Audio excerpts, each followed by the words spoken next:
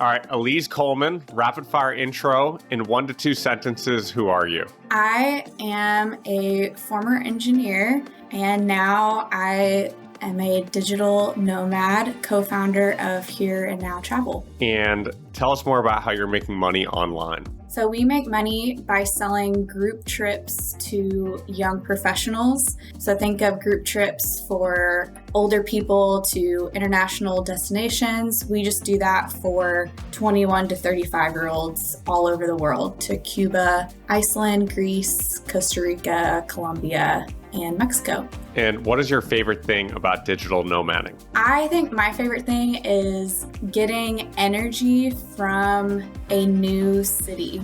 Like, I think when you're in one place, like you're at home or you're, grounded somewhere, you get energy from an event coming up or from the relationships around you. And for me, digital nomading, I get it from being in a new place and experiencing a new culture, a new city. And where are you now, and what are your 2 to 3 favorite cities in the world? So right now I am in Lisbon, Portugal, and my 3 favorite cities now, as of the last 6 weeks, and these are my favorite to live in, so keep that in mind. This isn't destinations to travel to. It would be Lisbon for sure, because I realize I love it so much, Heidelberg, Germany, and Antigua, Guatemala. And what is your best concise advice for aspiring digital nomads? The day that you're traveling and the day after, just do not plan anything, because it is going to be like a shock to the system.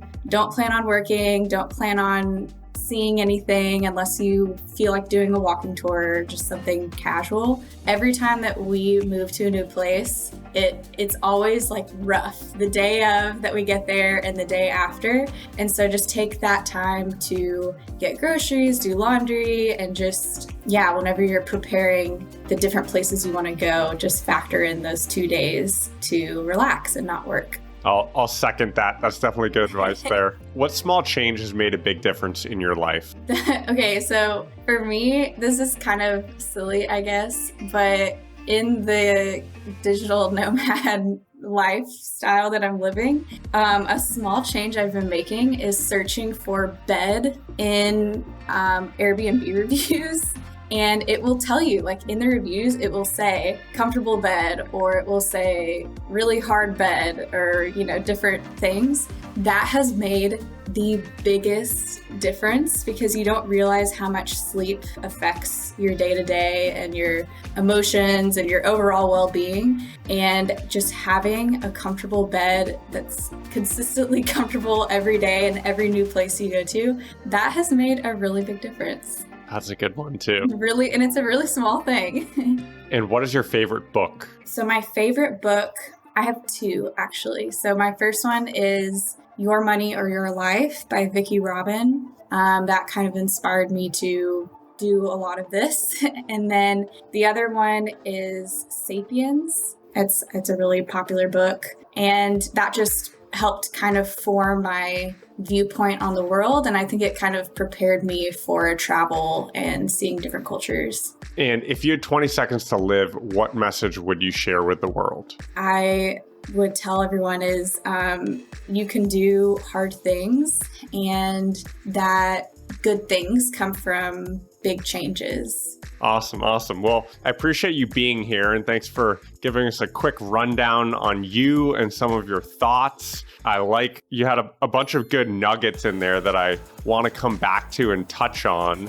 I do want to start with, for anyone who's not familiar with you and your journey, paint us a broad picture of your digital nomad journey, when you started, where you've been. Give us the overview. So we kind of had this dream of doing this about 18 months before we actually started. And we said, okay, March of 2021, that is going to be we're going to do this. Of course, that was before the pandemic.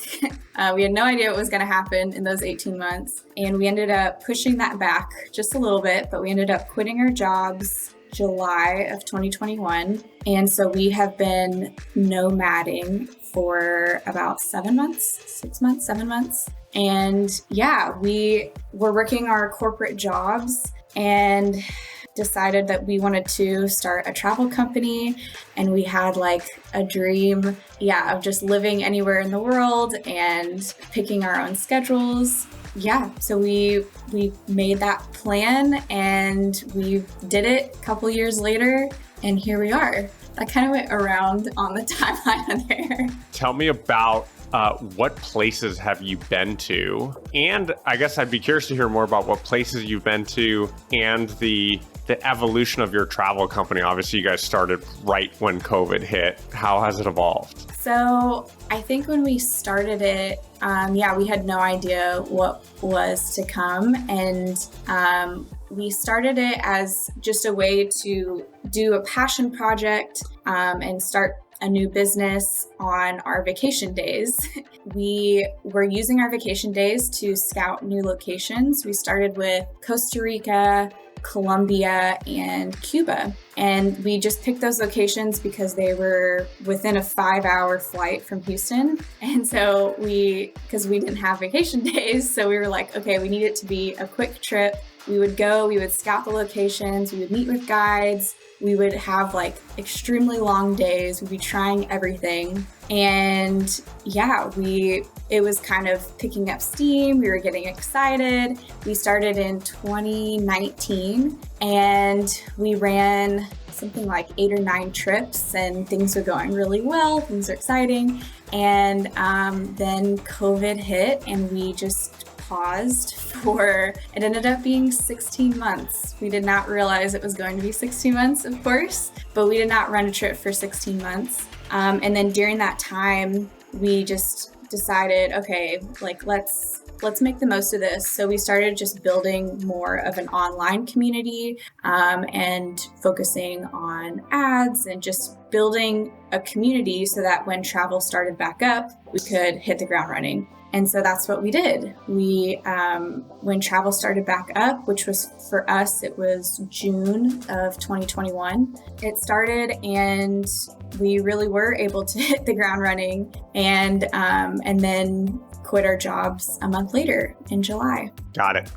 Between the March 2020 and June 2021 period, you guys kept your old jobs or you left and you went back? No, we kept our old jobs, thank goodness, because we were never planning on quitting our jobs until 2021 anyway. Like we were always just kind of waiting on the business to, like, it was dependent on the business, on when it would take off, when we would feel comfortable leaving. And so, yes, we did have our jobs. We both worked from home for, a year and a half and until we quit. And how has it been shifting from the corporate employee world to the, tourism and travel entrepreneur side of things? Well, they definitely could not be more different.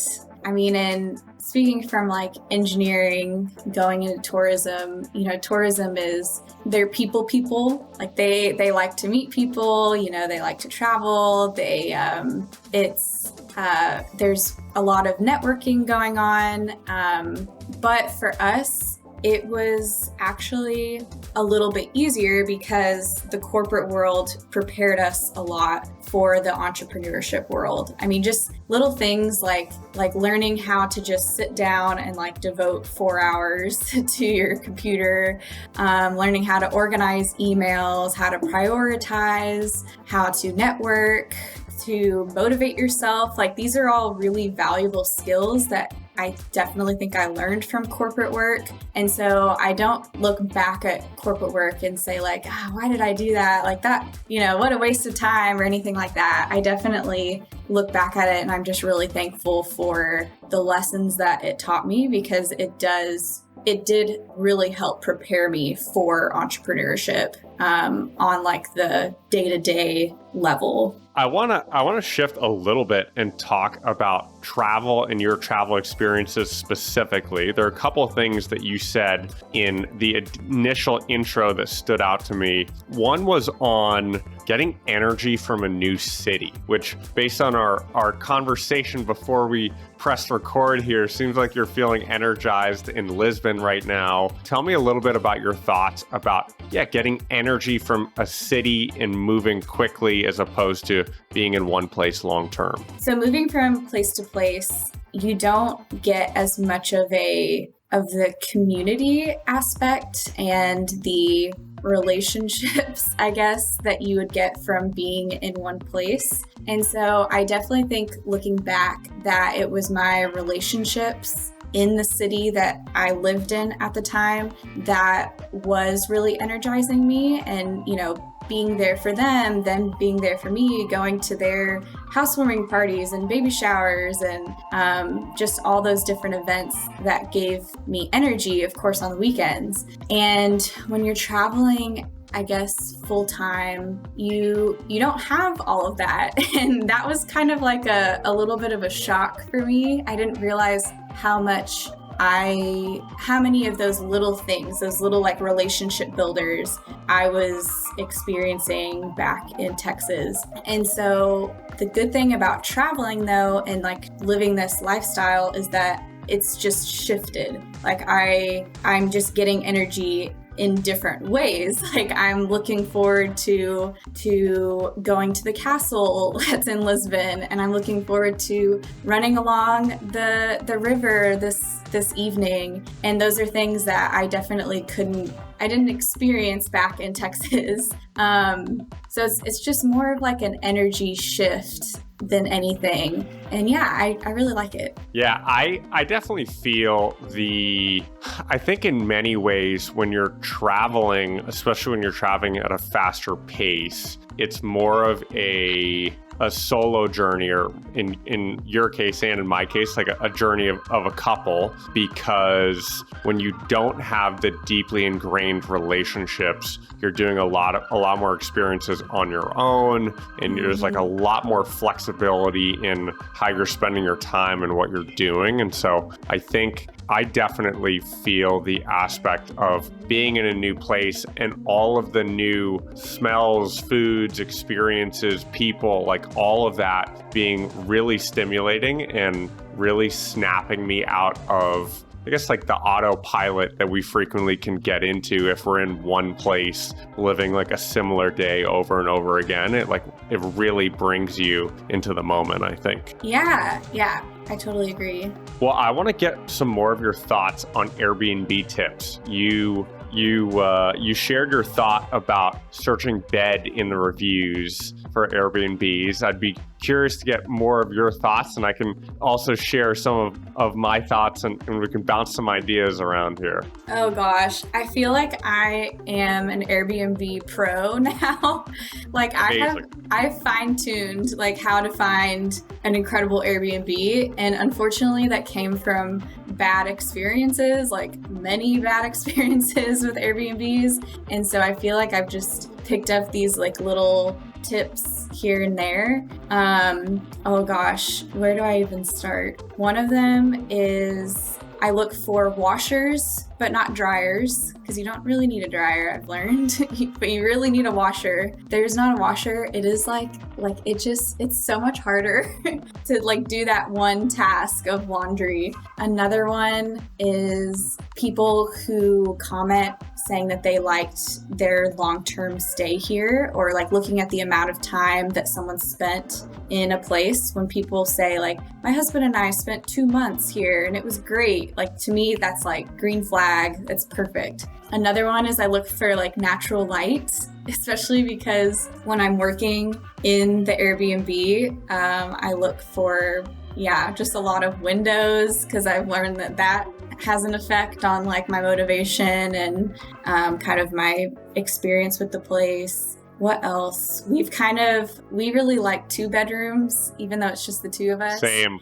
Because it is just so exhausting to like have your stuff like thrown all over the floor. And so we use the 2nd bedroom to like house all of our stuff and kind of be like a little closet. And then that way we can just like live and exist in the other parts of the Airbnb. That's been a game changer. And then, yeah, I've gotten really picky with reviews. Like if it's under a 4.8 at this point on Airbnb, like it's a no-go. Like I'm not gonna do it. It's great. I love like learning all these little things from my bad experiences. And now when we get somewhere, it's like, this is perfect. This is amazing. Like I feel so happy to be here. It's awesome. Yeah, I think a lot of those are good ones to add on some extra thoughts. I find it really important to ask, well, if I can find it in the listing itself or in reviews about the Wi-Fi, that's great. Yes. But asking about like specifically what the speed is and if it's reliable, I found that to be super useful. Even then,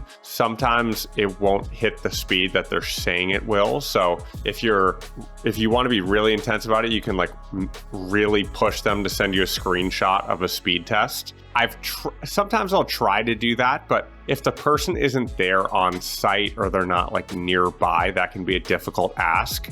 The other one that I regret not doing for the Airbnb we're at now, which I have done sometimes in the past, is asking the Airbnb person specifically if there are any big noise issues. Obviously, they don't have to. You're building an accountability because if they don't disclose things that specifically that you ask, then they know that will hurt them in the review and in like it's part of the communication. And so I was doing it specifically when I was renting in Bali because Bali has a lot of noise issues with construction, roosters, road noise. So I asked like, hey, how is the noise? And I listed out like specific criteria. And if I had done that here where we are in Puerto Rico, it would have been very helpful because we're literally next door to a construction site, like an active construction site. And so if I'd asked that, we would have found out. But obviously it's one of those things that you're not going to see it in the reviews. You're not going to see it in the listing. Like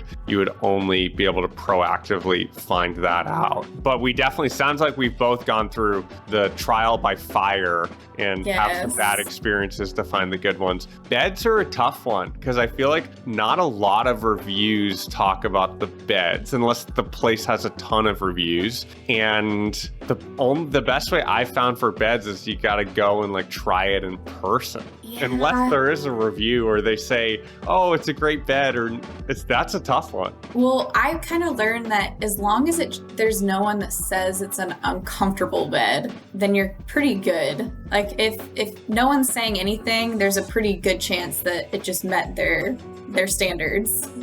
But man, there's been some Airbnbs that have like almost ruined the trip for me because I was in so much pain every morning. I was waking up like in so much pain, and that just, puts a bad start to your day. So it's super important. Well, I think on the bed side, I've stayed in a couple places with bad beds, and I found like a decent mattress topper. If you're there for like a month plus, a decent mattress topper goes a really long way if you can find one. Smart. Yeah. So I've definitely invested. I was in Mexico and I was in a place for 3 months and the bed wasn't great, but I got a mattress topper at Walmart and that definitely saved me. So if you're like stuck in a bad bed situation, that is a good hack to keep it together, I think. Yeah, for sure. I'm trying to think. Any other Airbnb tips to add while we're riffing here? I'm trying to think if I have any others. Oh, shower.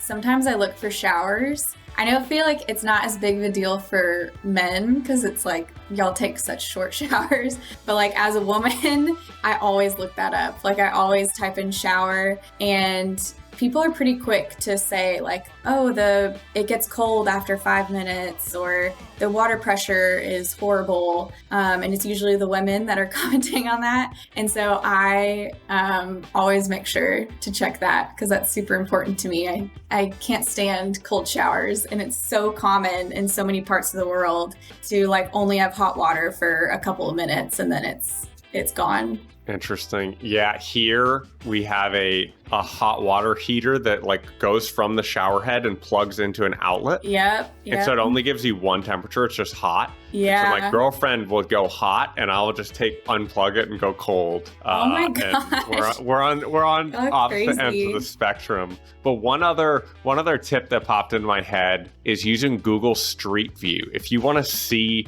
and this is also useful if you're trying to get a feel for a city, trying to get a feel for neighborhoods, like not just Airbnb, but dropping the little person on the map and walking around the neighborhood, super useful, because then you can get a feel for like, okay, are there cages on all the windows? Like, are there restaurants? Like, what is going on? What's the vibe here? Really useful. Yes, I can't believe I forgot to say that. That's been like the number one thing that I look for. I even look for like cafes nearby, like graffiti. That's a big one. Like the clean streets. Another tip would be grocery stores. Sometimes I've been in places where the grocery store is like so far, and I just wish that I had picked somewhere that was a little bit closer, especially in a walking city.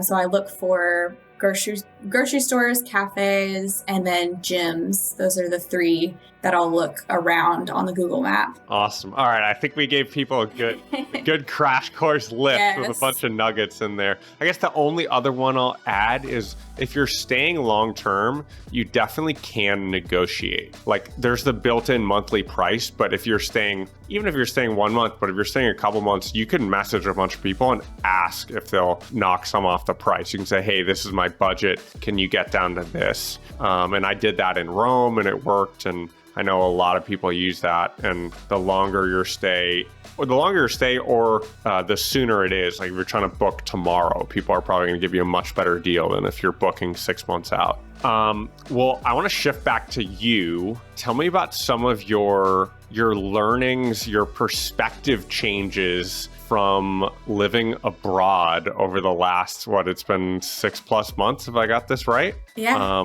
How has this changed your view on the US, on the world, on yourself? Well, so one thing that I've learned that I just love about traveling full time is that it feels like the best history book in the world, like the best history class, I should say, because every place we go, we always do walking tours. Yeah, we like learning from guides about wherever we are, especially archaeological sites. And it's like getting like a 6-month long history lesson, like going to the concentration camps and like seeing it firsthand and hearing it from German person is like totally different from reading something in your history book in the 9th grade from your American history teacher. That has really just changed my perspective on, in Latin America, it was Spanish colonialism, and in Europe, learning a lot about World War II. Those two things have really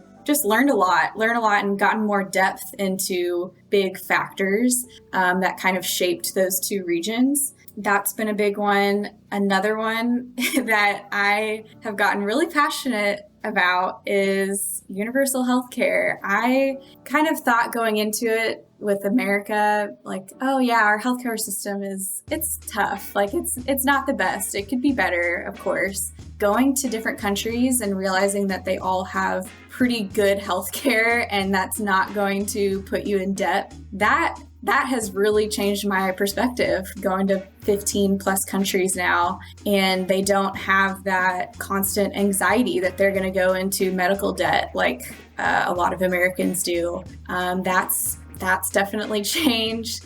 City planning, that's a big one. I think city planning is more of a thing maybe in the north of the US and in like more compact, cities that are on rivers and things. But coming from Texas, city planning is just rough. And in America, we definitely plan around the corporations, around businesses, and in other parts of the world, they plan around the people and like their living situation and having markets and vendors and different things like mixed in with the living situation, the parking, and the cars, because in America, we really value, because it's based on business, we value cars, we value parking spaces. And in Latin America and Europe, at least the places that we've been, it's less about that and more about walkability, about safety, cleanliness. I mean, just all the things, that kind of stuff. Have you noticed any of that stuff? You mean any of on the city planning front or on all of your takeaways? I don't know, just any of it. On the city, well, the healthcare one I've definitely noticed. I mean, that one really resonates, where like going and seeing a doctor in Thailand or in Taiwan and paying like $10 or $30, $40. Or I thought I broke my wrist in Thailand, and so I went to hospital and I got an x-ray and a consultation and some ibuprofen, and the whole thing was like $6. It's amazing. And healthcare costs in the US being astronomically more expensive than a lot of international destinations, and not even the cost of living in Thailand is a lot lower than in the US in general. But the cost of healthcare is astronomically more expensive in the US. And yeah, our healthcare system is a disaster in the US. It's interesting where it's like great doctors and like great standard of care, but it costs just insane amounts of money for different things. The city planning side, I guess that isn't one that I've thought about that much. I mostly don't live in cities. Like I tend to live in like surf towns. And so I feel like most of the places I'm living in, there aren't really plans. Like people are just, there's lots of space and people are just living wherever. So I haven't been thinking about that one. Well, let's talk about Antigua, Guatemala. Maybe you could start with giving us just a broad picture of your experiences there, and then just general thoughts, pros and cons, and specifically in the context of digital nomad, someone who's going there for say 1 to 6 months and is planning to work online while they're there. For me, the one giant two giant pros of Antigua, Guatemala would be the cost of living is so much cheaper. And the second pro is that it's on Central Standard Time. So if someone needs to, stay with a 9 to 5 or just some sort of regular job, I guess, in the US that's online, they could go to Guatemala like no issues, versus going to Europe or Asia, that's a lot harder. And then, the cost of living is amazing.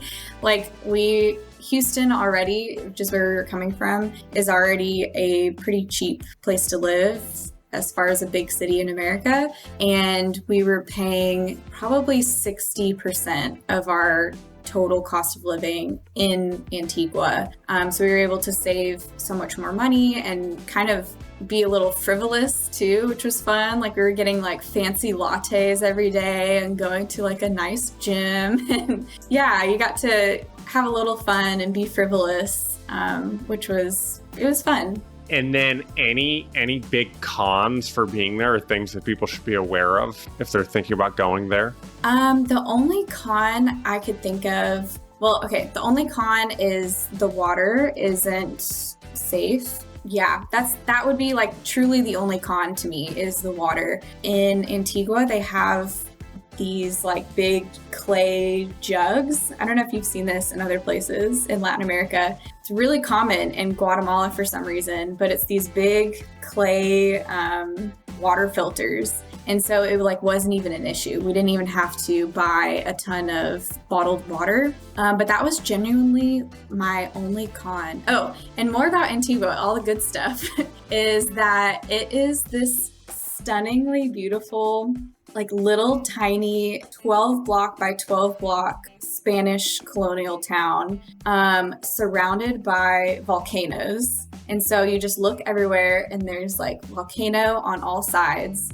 And the town itself is colorful, it's beautiful, it's safe, and They have everything that you would need, like to live comfortably. And they have this square, they have parks, they have churches. I mean, it's just beautiful. And we were there because we were taking Spanish lessons, actually. So Guatemala is known for having a really good Spanish accent. It's very neutral and easy to understand and really easy to learn. They don't have a lot of like slang, I guess. And so we had heard that and just kind of took a chance on it. And yeah, they were all right. Like, it was so easy to learn, so easy to understand. And we got to where we were not fluent, but close to fluent, able to get around after only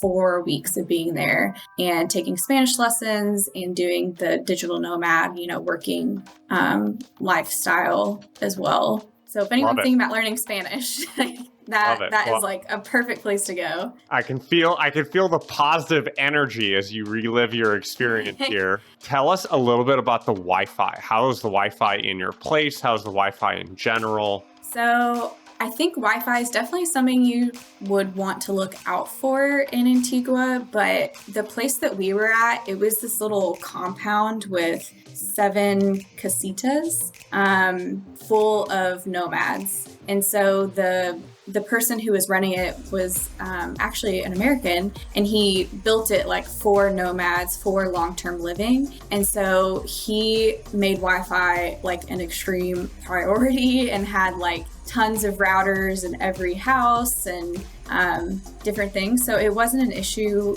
for us at all. It was super fast and wonderful, but that is definitely something that people should look out for in Antigua. And then more on cost of living. How much should someone expect to pay for an apartment, for food, for other things? So for an apartment, I would say the low end would be about $700 a month. And of course, if you go through like channels with locals, it's a little different, but I'm talking about Airbnb only. I would say the low end would be $700 and the high end would be $1,700, I would say. And yeah, it was really affordable. The food, I mean, we got fancy lattes at like the fanciest, cutest boutique cafe, and it was about $1.50. Gyms, we got a month pass and it was $20. We got massages just for fun, and it was $18 for an hour. And then just in general, like food, there was a place near our Airbnb that we went all the time, and we would split a meal and get 2 drinks, and it was $4.50 for that whole lunch. Damn. That we would have. And weather, what's the general weather like? Are there good and bad months to visit? No, it's good year round. It's like low 60s to high 80s, all year round, since it's so close to the equator. And since it's near volcanoes, there's something about like it's not as hot. So it never gets above like mid 80s every day. They do have kind of the wet and dry seasons, which is pretty typical for Central America. The only time that I would maybe, if you're looking to either go to this event or avoid it, is they call it Holy Week, and it's the Easter week. So that happens in April, and it is a full grand event. You can look it up on Google, look up Holy Week Antigua, Guatemala, and it takes up the entire week. And it's just kind of chaos, parades, flowers and fruits on all the streets. And so, yeah, if you want to avoid that and you just want kind of a typical working week, I would avoid that week. But if you want to experience it, definitely go that week. It seems really cool. Right on. And then how is the expat or digital nomad community? Is that an active group? Is it small? What's the vibe? I think it's pretty active. Just in our compound, it was full of digital nomads, and we got to like meet people coming in and out constantly. There's Definitely quite a bit of Americans that you can like hear, talking on the streets. And apparently Remote Year, do you know that company, Remote Year? Yeah. They just launched, they started going to Antigua as one of their like months that they work. And so we actually met a ton of Remote Year people. And so to me, that was kind of like that's a good sign that it's really, it's a good place for digital nomading. Awesome. And then nightlife, how's the nightlife? It is great. During COVID, it's tough. Yeah, because they were closed, I think at 10 or 11 when we were there. But it's actually kind of known for its nightlife. So if that's your thing, then it's a great place. Awesome. Well, I think we'll wrap it there. I appreciate all of your thoughts and time here. For anyone who wants to follow your journey, get in touch with you, are there any websites or social media handles you want to plug? Yeah, of course. If you want to join one of our group trips, go to hereandnowtravel.com or on Instagram at hereandnowtravel. And yeah, I guess that's it. Awesome. Well, appreciate your time. Thanks for being on here.